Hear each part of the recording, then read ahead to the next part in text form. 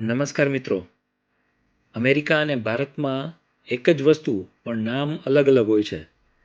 આજે હું તમને એક પછી એક પિક્ચર બતાવીશ. પહેલાં તમે અંદાજો લગાવો કે અમેરિકામાં તેને શું કહે છે. તમને 3 સેકન્ડનો સમય હું આપીશ અને પછી હું તમને સાચો જવાબ જણાવીશ.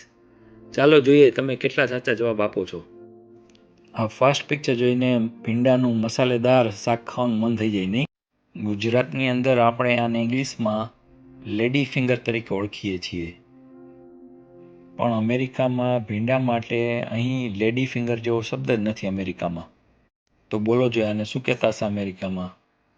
આને અમેરિકામાં ઓકરા તરીકે ઓળખે છે, ઓકરા. આ સેકન્ડ પિક્ચર જુઓ. આને આપણે નાનપણથી જ કહેતા આવ્યા છીએ, ફ્રીજ.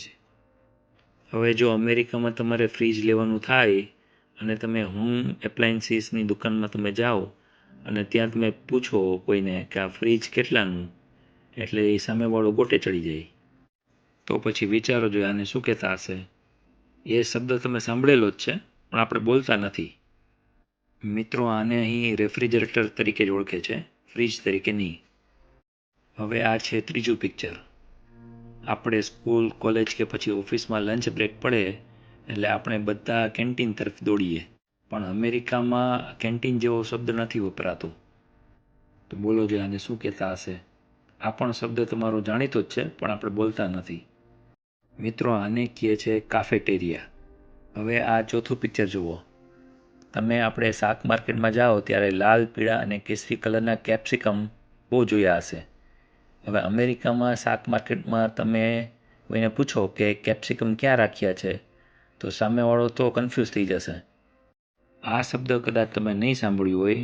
મેં પણ અમેરિકા આવીને આ શબ્દ પહેલી વાર સાંભળ્યો. સોશિયલ મીડિયાના કારણે કદાચ તમે આ શબ્દ સાંભળેલો હોય. તો બોલો જે આને શું કહેતા હશે અમેરિકામાં. મિત્રો અમેરિકામાં કેપ્સિકમને બેલ પેપર તરીકે ઓળખે છે. ભલે ઘંટડી નથી છતાં બેલ પેપર.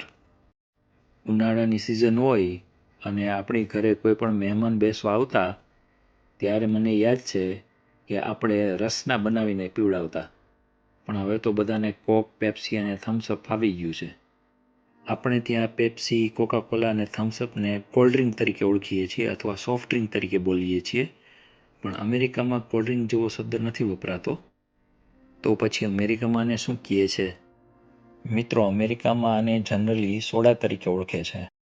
હવે આ નેક્સ્ટ પિક્ચર તમે જુઓ.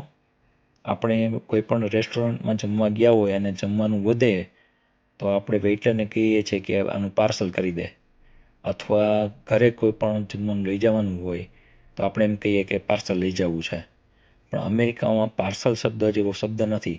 અહીં કદાચ જો તમે પાર્સલ શબ્દ બોલો એટલે કુરિયરવાળાને શોધવા લાગે. હું જ્યારે અમેરિકા આવ્યો ત્યારે આ શબ્દ મારા માટે બિલકુલ નવો હતો. આ શબ્દ તમે કદાચ સાંભળેલો હોય જો તમે અમેરિકા આવેલા હો અથવા તમારા રિલેટિવ્સ અથવા ફ્રેન્ડ સર્કલમાંથી કોઈ પણ અમેરિકા હોય તો. એની આઈડિયા? અમેરિકામાં જો જમવાનું પાર્સલ ઘરે લઈ જવું હોય તો આને એમ કહે છે ટેક આઉટ, અથવા બોલવું પડે ટુ ગો, એટલે તરત જ સામેવાળો સમજી જાય કે આને ઘરે લઈ જવું છે. આ નેક્સ્ટ પિક્ચર જુઓ એટલે તમને પાર્લેજી બિસ્કિટની તરત જ યાદ આવી જશે. મિત્રો અમેરિકામાં પણ અહીં ઇન્ડિયન માર્કેટમાં પાર્લેજી બિસ્કિટ, બ્રિટાનિયા, મેરીગોલ્ડ જેવા બધા બિસ્કિટ અહીં મળે છે. પણ તમે જો કોઈ પણ અમેરિકન માર્કેટમાં જાઓ એટલે અહીં બિસ્કિટ શબ્દ નથી વપરાતો. તો પછી બોલો જોઈએ આને શું કહેતા હશે. મિત્રો આને અહીં કૂકીઝ તરીકે ઓળખે છે. આ નેક્સ્ટ પિક્ચર જુઓ. આ આપણે ગુજરાતની ફેમસ આઈટમ મગફળી. મગફળી જોઈએ એટલે ખારી સિંગ અને મસાલાવાળા સિંગદાણા ખાવાનું મન થઈ જાય નહીં? અમેરિકામાં મગફળીનું બટર ખૂબ જ ફેમસ છે. તો પછી વિચારો જોઈએ અમેરિકામાં મગફળીને શું કહેતા હશે. મિત્રો આપણે ઇન્ડિયામાં અંગ્રેજીમાં મગફળીને ગ્રાઉન્ડનટ્સ કહીએ, તો અમેરિકામાં અહીં આને પીનટ્સ તરીકે ઓળખે છે. આ નેક્સ્ટ પિક્ચર જુઓ, જેને આપણે ગેસ સિલિન્ડર તરીકે ઓળખીએ છીએ.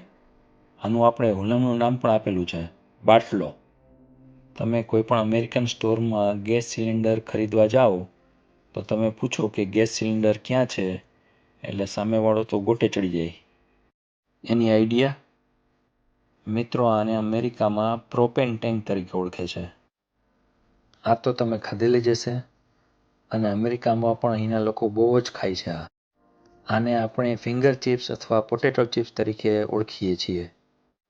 પણ અમેરિકામાં આના માટે ચિપ્સ શબ્દનો યુઝ નથી થતો. તો પછી આને શું કહેતા હશે? અમેરિકામાં આને ફ્રાઈઝ અથવા ફ્રેન્ચ ફ્રાઈઝના નામેથી ઓળખે છે. આ નેક્સ્ટ પિક્ચર જુઓ. આ આપણા દેશી રીંગણ. શિયાળો આવે એટલે રીંગણનો ઓળો ખાધા વગર ચાલે જ નહીં.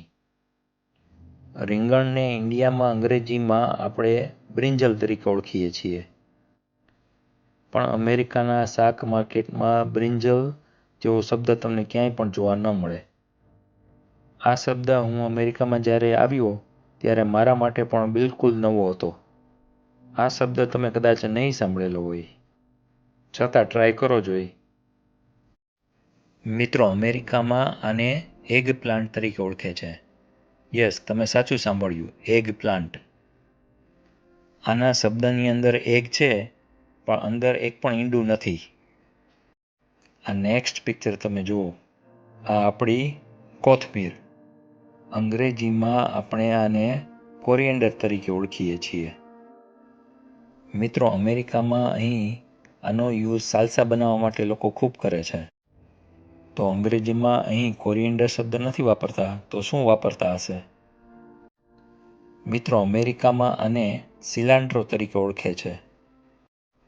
આ નેક્સ્ટ પિક્ચર તમે જુઓ. આ શાક વગર આપણી ગુજરાતી થાળી અધૂરી. ગુજરાતીમાં શાક અને હિન્દીમાં આપણે આને સબ્જી તરીકે બોલીએ છીએ. પણ અમેરિકામાં આને કરી શબ્દ તરીકે ઓળખે છે. આ નેક્સ્ટ પિક્ચર જુઓ.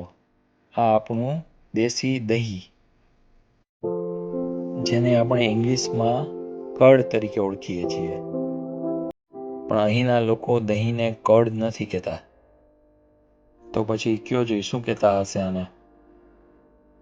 અમેરિકામાં આને યોગર્ટ તરીકે કહે છે. હવે આ છે છેલ્લું પિક્ચર. આપણે કોઈ પણ રેસ્ટોરન્ટમાં જમવા ગયા હોય તો જમી લીધા પછી આપણે વેઇટરને બોલાવી અને આપણે બિલ માંગીએ છીએ. તો અમેરિકામાં અહીં બિલ શબ્દ નથી વપરાતો. આ વસ્તુ મારા માટે પણ અમેરિકામાં હું જ્યારે આવ્યો ત્યારે બિલકુલ નવી હતી. બોલો જોઈ, કેટલાને ખબર છે? અમેરિકામાં કોઈ પણ રેસ્ટોરન્ટમાં આપણે જમી લઈએ એટલે વેઇટરને બોલાવીને આપણે કહેવાનું કે ચેક પ્લીઝ. ગભરાશો નહીં, બેંકનો ચેક નહીં, ફક્ત રેસ્ટોરન્ટનું બિલ. તો મિત્રો, તમારો સ્કોર કેટલો રહ્યો? 15માંથી કેટલા સાચા જવાબ આવ્યા? કમેન્ટમાં જરૂર લખજો. જો વિડીયો ગમ્યો હોય તો લાઇક, શેર અને સબસ્ક્રાઈબ કરવાનું ભૂલતા નહીં. આ તો પાર્ટ 1 હતો. પાર્ટ 2માં અમેરિકામાં વપરાતા બીજા ઘણા રસપ્રદ શબ્દો સાથે ફરીથી મળીશું.